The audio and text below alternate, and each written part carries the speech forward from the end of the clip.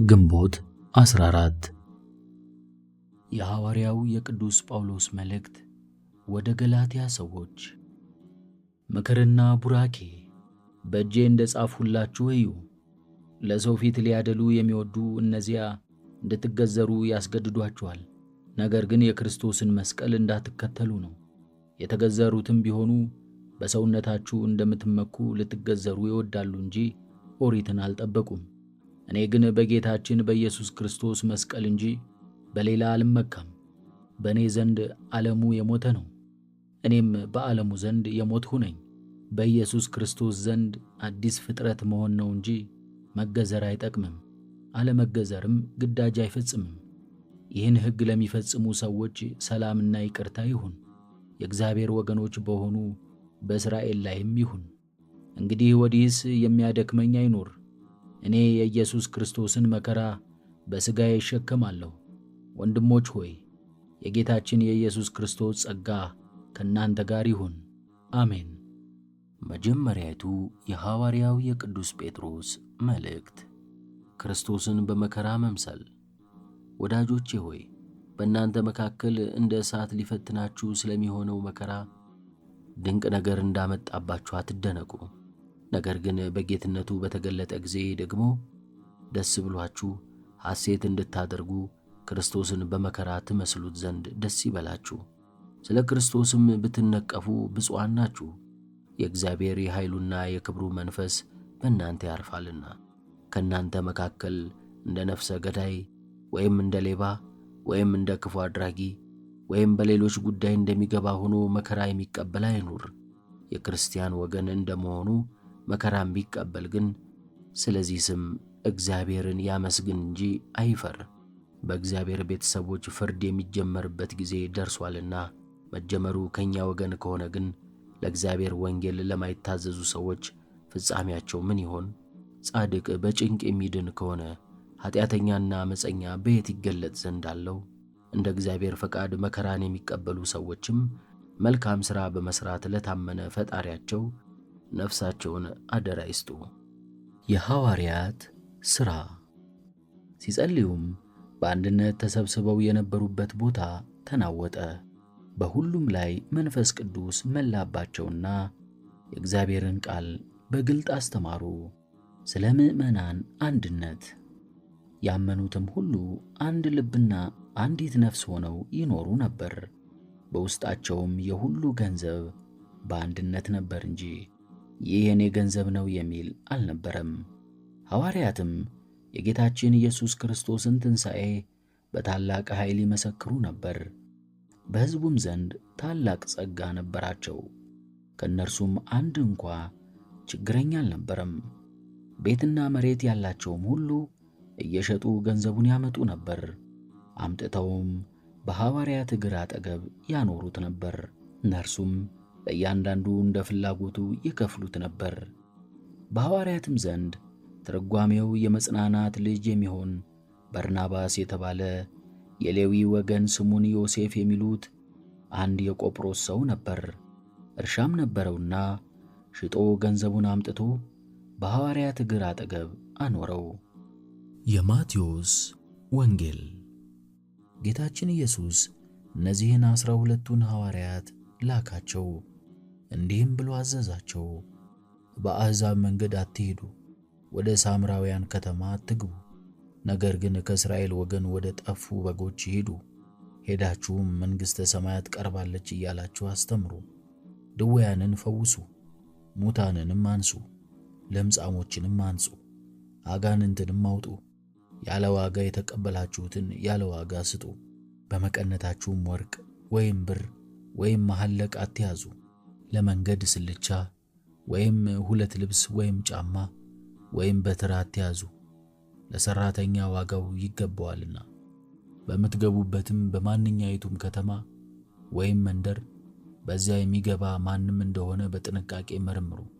እስከምትወጡ ድረስ በዚያ ተቀመጡ። ወደ ቤትም በገባችሁ ጊዜ ሰላምታ ስጧቸው። ለዚያ ቤት የሚገባው ቢሆን ሰላምታችሁ ይደርበት፣ የማይገባው ቢሆን ግን ሰላማችሁ ወደ እናንተ ይመለስ። ከማይቀበላችሁ ቃላችሁንም ከማይሰሟችሁ ግን ከዚያች ቤት ወይም ከዚያች ከተማ ወጥታችሁ የእግራችሁን ትቢያ አራግፉ። ከዚያች አገር ይልቅ በፍርድ ቀን ሰዶምና ገሞራ ዕረፍት እንደሚያገኙ በእውነት እነግራችኋለሁ። እነሆ እኔ እንደ በጎች በተኩላዎች መካከል እልካችኋለሁ። እንግዲህ እንደ እባብ ብልሆች፣ እንደ ርግብም የዋሆች ሁኑ። ከክፉዎች ሰዎች ተጠበቁ፣ ወደ አደባባዮች አሳልፈው ይሰጧችኋልና በምኵራቦቻቸውም ይገርፏችኋልና። ለእነርሱና ለአሕዛብ ምስክር ትሆኑ ዘንድ ስለ እኔ ወደ መሳፍንትና ወደ ነገሥታት ይወስዷችኋል። አሳልፈው በሰጧችሁ ጊዜ እንዴት ወይም ምን እንደምትናገሩ አትጨነቁ። በዚያች ሰዓት የምትናገሩት ይሰጣችኋልና የሰማያዊ አባታችሁ መንፈስ እርሱ በእናንተ ላይ አድሮ ይናገራል እንጂ የምትናገሩ እናንተ አይደላችሁምና። ወንድምም ወንድሙን፣ አባትም ልጁን ለሞት አሳልፎ ይሰጣል። ልጆችም በወላጆቻቸው ላይ ይነሳሉ፣ ይገሏቸዋልም። ስለ ስሜም በሰው ሁሉ ዘንድ የተጠላችሁ ትሆናላችሁ። እስከ ፍጻሜ የሚታገስ ግን እርሱ ይድናል። ከዚያች ከተማ ቢያሳድዷችሁ ወደ ሌላይቱ ሽሹ። እውነት እላችኋለሁ የሰው ልጅ እስከሚመጣ ድረስ የእስራኤል ከተሞች አይፈጸሙም። ከመምህሩ የሚበልጥ ደቀ መዝሙር ከጌታውም የሚበልጥ አገልጋይ የለም። ደቀ መዝሙር እንደ መምህሩ አገልጋይም እንደ ጌታው ከሆነ ይበቃል። ባለቤቱን በሰይጣናት አለቃ ሰይጣናትን ያወጣል ካሉት ቤተሰቡንማ እንደምን ከዚህ አብልጠው አይናገሯቸው? እንግዲህ አትፍሯቸው። የማይገለጥ የተከደነ የለምና የማይታወቅም የተሰወረ የለምና። በጨለማ የነገርኳችሁን በብርሃን ተናገሩት፣ በጆሮአችሁ በሹክሹክታ የነገርኳችሁንም በሰገነት ላይ ስበኩት። ሥጋችሁንም የሚገሉትን አትፍሯቸው፣ ነፍሳችሁን ግን ሊገሏት አይችሉም። ነገር ግን ነፍስንም ሥጋንንም አንድ አድርጎ በገሃነም ማጥፋት የሚችለውን እርሱን ፍሩት። ሁለት ወፎች በሁለት መሐለቅ ይሸጡ የለም? ከእነርሱ አንዲቱ እንኳን ሰማያዊ አባታችሁ ሳያውቅ በምድር ላይ አትወድቅም። የእናንተስ የራስ ፀጉራችሁ ሁሉ እንኳ የተቆጠረ ነው። እንኪያስ አትፍሩ፣ ከብዙ ወፎች እናንተ ትበልጣላችሁና። በሰው ፊት ለሚመሰክርልኝ ሁሉ እኔም በሰማያት ባለው በአባቴ ፊት እመሰክርለታለሁ። በሰው ፊት የሚክደኝን ግን እኔም በሰማያት ባለው አባቴ ፊት ክደዋለሁ። በምድር ላይ ሰላምን ለማምጣት የመጣሁ አይምሰላችሁ፣ ሰይፍን እንጂ ሰላምን ለማምጣት አልመጣሁም። ወንድ ልጅን ከአባቱ ሴት ልጅንም ከእናቷ ምራትንም ከአማቷ ልለይ መጥቻለሁ። ለሰውም ጠላቶቹ ቤተሰቦቹ ይሆኑበታል። ከእኔ ይልቅ አባቱንና እናቱን የሚወድ ለእኔ ሊሆን አይገባውም። ከእኔም ይልቅ ወንድ ልጁንና ሴት ልጁን የሚወድ ለእኔ ሊሆን አይገባውም። መስቀሉንም ተሸክሞ እኔን በኋላዬ የማይከተለኝ ለእኔ ሊሆን አይገባውም። ነፍሱን የሚያገኛት ያጠፋታል፣ ነፍሱንም ስለ እኔ የሚያጠፋት ያገኛታል። እናንተን የሚቀበል እኔን ይቀበላል፣ እኔን የሚቀበል የላከኝን ይቀበላል። በነቢይ ስም ነቢይን የሚቀበል የነቢይን ዋጋ ይቀበላል። በጻድቅም ስም ጻድቅን የሚቀበል የጻድቅን ዋጋ ይቀበላል። ከነዚህ ከታናናሾቹ ለአንዱ በደቀ መዝሙሬ ስም ቀዝቃዛ ውሃ ብቻ የሚያጠጣ እውነት እላችኋለሁ ዋጋውን አያጣም። ስንክሳር ቅዱስ ጳኩሚስ። አንድ አምላክ በሚሆን በአብ በወልድ በመንፈስ ቅዱስ ስም ግንቦት 14 በዚች ቀን ከመንፈሳውያን ሐዋርያት ጋር አንድነት ያለው የከበረ አባት ጳኩሚስ አረፈ። ይህም ቅዱስ ከአባ ጵላሞን ዘንድ መንኩሶ ሲያገለግለው የመንኩስናንም በጎ ሥራ እየሠራ ብዙ ዘመናት ኖረ። ከዚህም በኋላ ከእግዚአብሔር የታዘዘ መልአክ ተገለጸለት። እንደ አባቶቻችን ሐዋርያት የአንድነትን ማኅበር ለመሥራት መነኮሳትን እንዲሰበስብ አዘዘው። ከዚህም በኋላ ብዙዎች ሰዎችን ሰብስቦ በየቦታው ብዙ ገዳማትን ሠራላቸው። ለሁሉም በእጃቸው ሠርተው በሚያገኙትና በምግባቸው አንድነት እንዲሆኑ በጸሎት ጊዜ በመብልም የሚሠሩትን ሥርዓት ሠራላቸው። እርሱ ከሁሉም በላይ አበምኔት ሆኖ ከበታቹ ከገዳማት ለእያንዳንዱ አበምኔት ሾመላቸው።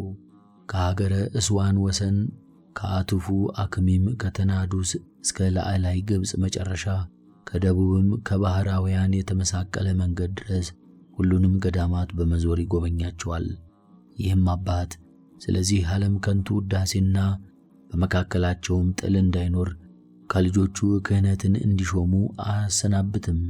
ግን ለእያንዳንዱ ገዳም የሚቀድሱላቸውን ቀሳውስት ከዓለም አደረገ። ሊቀ ጳጳሳት ሐዋርያው አትናቴዎስ ወደ ላላይ ግብጽ በወጣ ጊዜ ይህን አባት ጳኩሚስን ቅስና ሊሾመው ወደደ። ከእርሱም ሸሸ። የከበረ አትናቴዎስም ልጆቹን የማይናወጽ ቤትን የሠራህ ሆይ ከከንቱ ውዳሴ የራቅ አንተ ብፁዕ ነህ፣ ልጆችህም ብፁዓን ናቸው ብሎሃል በሉት አባታችሁን አላቸው። አንድ ጊዜም ሲኦልን ያይ ዘንድ ወደደ። እነሆ የእግዚአብሔር መልአክም ነጥቆ አውጥቶ በገነት የጻድቃንን ማደሪያ እንዲሁም በሲኦል የሥቃይን ቦታ አሳየው። ይህም አባት በአንድነት ማኅበር ላይ እያጽናናቸውና ሥርዓትንም እየሠራላቸው አበምኔት ሆኖ 40 ዓመት ኖረ። ከዚህም በኋላ በእርሱ ፈንታ ደቀ መዝሙሩን ቴዎድሮስን ሾሙላቸው። በሰላምም አረፈ። ለእግዚአብሔርም ምስጋና ይሁን፣ እኛንም በአማላጅነቱ ይማረን ለዘላለሙ አሜን። አባ ሲማኮስ ሰማዕት።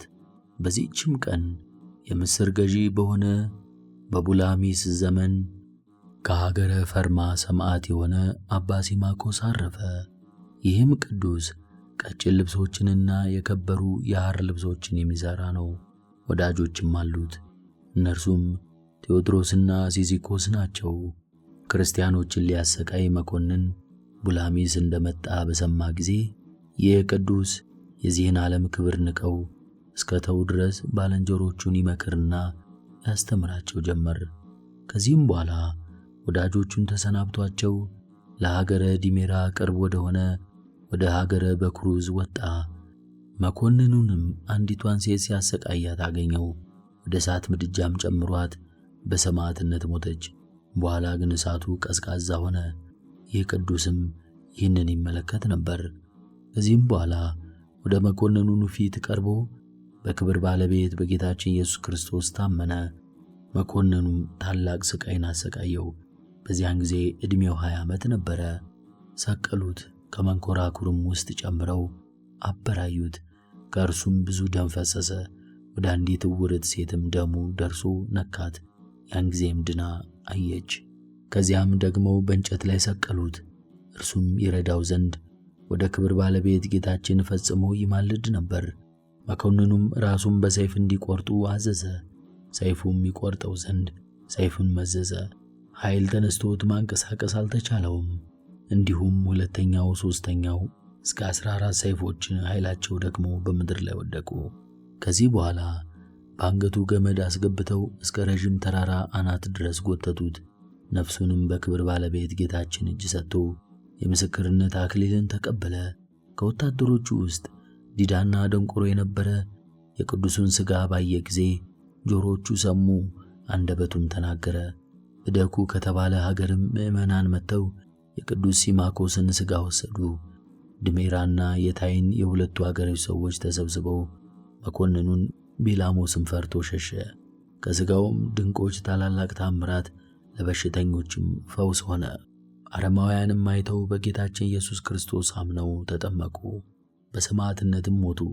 ቁጥራቸውም 1750 ሆነ፣ ወንዶችና ሴቶች ወጣቶችም።